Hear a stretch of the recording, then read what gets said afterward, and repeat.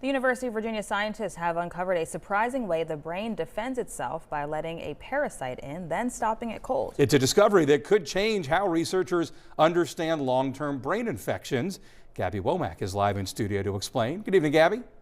Steve and Aaron, one UVA researcher told me there's a dormant parasite in your brain, but it's usually not able to get far. Recently, she and other researchers learned why and how the immune system quietly keeps it under control.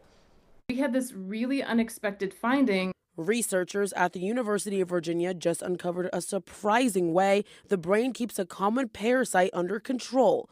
Instead of attacking it from the outside, certain immune systems allow the parasite in, then shut everything down.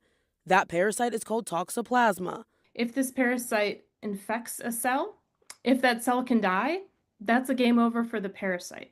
That process helps trap the infection before it spreads, a discovery that could reshape how scientists understand long-term brain infections.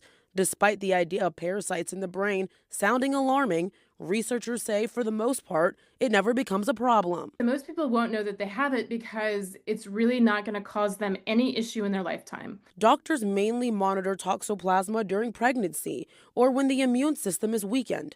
Otherwise, it stays silent.